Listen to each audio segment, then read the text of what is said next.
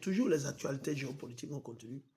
Le Marinare, un pétrolier battant pavillon russe, arraisonné par l'armée américaine en eau internationale pour violation des sanctions contre le Venezuela, a été repéré près de l'Écosse. Le gouvernement britannique a confirmé que le pétrolier était entré dans les eaux territoriales britanniques pour se ravitailler et qu'il devrait repartir. La Russie a critiqué les États-Unis pour cet arraisonnement et cette violation du droit maritime. L'équipage était composé de ressortissants russes, ukrainiens et indiens. 2 Russes ont été libérés par la suite. La destination finale du navire demeure inconnue. Trump a exhorté. Imaginez un leader quelqu'un qui dit qu'il est venu pour faire la paix. Il est là, il fait la promotion du chaos, du désordre. Il fait la promotion de la violence. Lisons, hein. Trump a exhorté les manifestants iraniens à prendre le contrôle des institutions de l'État, imaginez, et a promis le soutien des États-Unis, tout en menaçant les responsables iraniens de représailles. Il a qualifié les manifestations alimentées par le mécontentement économique d'importantes, mais a laissé planer un doute quant à leur ampleur. Vous voyez, non? Trump a évoqué diverses formes d'aide américaine et n'a pas exclu une intervention militaire. Il n'a qu'à le faire, il attend quoi? Il n'a qu'à y aller. De son côté, l'Iran a accusé les États-Unis et Israël de soutenir les troubles et les États-Unis ont conseillé à leurs citoyens de quitter le pays en raison de risques potentiels. Imaginez. La Russie a condamné les sanctions américaines et les menaces de Trump, les jugeant déstabilisatrices. Le président américain Donald Trump a menacé le premier ministre groenlandais Jens Frederik Nielsen d'un gros problème après ce que dernier a réaffirmé l'engagement du Groenland avec le Danemark, l'Union européenne et l'OTAN.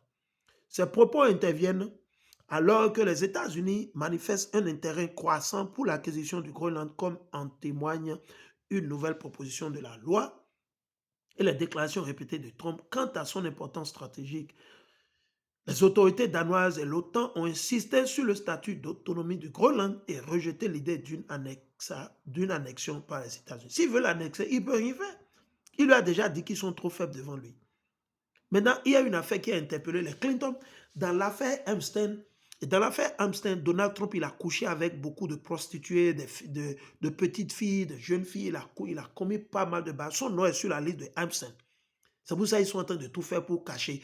Tous les présidents, les premiers ministres de ce monde, de l'Union européenne, ils sont plein sur la liste. Ils vont coucher avec les prostituées, les jeunes filles, les femmes mariées, ils commettent de l'abominable. Garçons se couchent entre garçons, femmes entre femmes, de n'importe quoi. OK? Et Epstein, il était quoi? Un agent du service secret israélien. Il était un agent de la Mossad. Et c'était un piège. Ils l'ont utilisé pour piéger tous les présidents américains. Et beaucoup de leaders européens sont aussi dans le truc. Donc tout à coup, la justice américaine vient d'interpeller la famille Clinton, Bill Clinton et Hillary Clinton, tout ça là. On les a interpellés, mais ils ont refusé, on va le lire. Il dit, les Clinton ont refusé de témoigner devant la commission de surveillance de la Chambre des représentants chargée de l'enquête sur l'affaire Jeffrey Epstein, qualifiant les assignations à comparaître d'invalides et juridiquement inapplicables. Le président de la commission, James Comer, a déclaré qu'il envisageait de poursuivre Bill Clinton pour outrage au Congrès. Les Clinton affirment ne disposer d'aucune information pertinente et soutiennent que les assignations sont motivées par des considérations politiques. L'équipe juridique de Clinton a également critiqué le ministère de la Justice pour la publication sélective des documents, parce que le nom de Trump figure dedans plusieurs fois. Mais ils sont en train de le cacher. Vous voyez, ils se font... On voit, l'aigle est en train de se diviser. L'aigle, Dieu est en train d'amener la haine. Ils sont du même père. Même père, même mère. Mais Dieu est en train d'amener quoi? La discorde entre eux, à travers Satan. L'ancienne première ministre ukrainienne, Yulia Tymoshenko, est accusée d'achat de votes après une perquisition menée par les services anticorruption dans les locaux de son parti. Madame Timochenko a dénoncé une enquête à motivation politique. Et c'est vrai. C'est ça. Y voyant une tentative de la discréditer en vue d'éventuelles élections. Les élections s'approchent et on sait, les États-Unis d'Amérique, l'Union européenne ne veulent pas que Zelensky organise les élections. Il ne va jamais gagner. C'est fini pour lui et c'est fini pour son clan. Donc, pour les empêcher, pour que l'opposition ne gagne pas, il faut trouver des accusations. Pour tuer son chien, il faut l'accuser de rage. Ils sont en train d'accuser la dame de rage, Timochenko. OK? Mais c'est bon pour elle aussi. OK? On ne va pas trop perdre le temps là-dessus.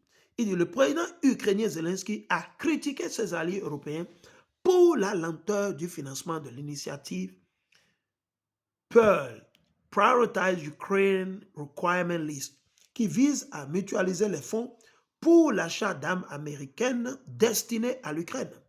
Les progrès réalisés en janvier ont été jugés insuffisants.